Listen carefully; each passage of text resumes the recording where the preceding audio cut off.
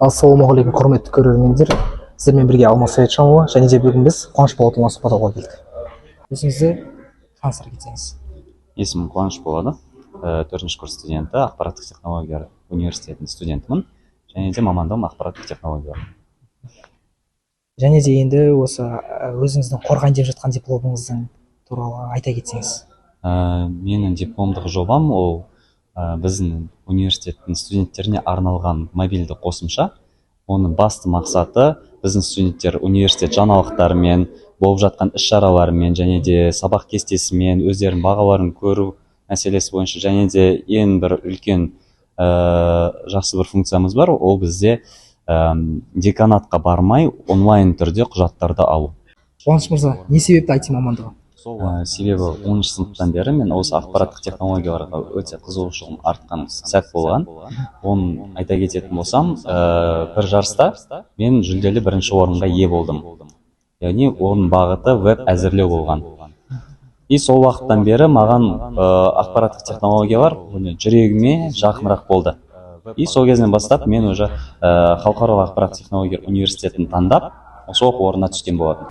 Қуаныш мырза, осы қазіргі қорғап жатқан дипломыңызды қай кезден бастап жаздыңыз, және де қазіргі таңда қай деңгейінде, этабында жүрсіз?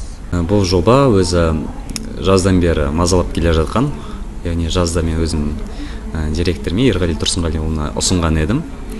И ол мені қолдап, мынандай бір ұсыныс жасады. Осы жобаны сен диплом жобасы ретінде қорғасам болады деп.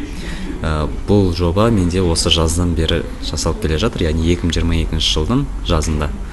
Қазіргі уақытта бізде толыққанды дизайны дайын, high level wireframe дайын бізде, және де қазір менің екі әріптесім сол жобаны қолға алып, соны әзірлеп жатыр. Яғни бізде ол Android және iOS платформаларында болады. Қазіргі уақытта жасалған жұмыс 60%-ға дайын. Енді осы жобаны қорғап жатырсыз делік. Енді осы жоба аяқталғаннан кейін бұл жобаны қазіргі таңда студенттер қолдана ма? Өте дұрыс сұрақ. Яғни әр жобаны бастамас бұрын біз не істейміз? Толыққанда анализ жасаймыз, Бұл жобаны бастамай тұрып, мен осы халықаралық ақпарат технологиялар университетінің студенттерінің арасынан опрос жүргіздім, яғни Каздев дейміз бұны біз. 234 студент өтті осы опроста. И сол опростан бізде 92% біздің қосымшаны қолданамыз деп жауап берген болатын. Осы жобаны бастап жазуыңызға не түрткі болды? Қазір білесіздер, Photonus платформасын енгізіп жатыр бізде. Және де студенттік уақытта бізде Moodle деген система болған. Ол жерде университет жаңалықтарын оқу ыңғайсыз болатын.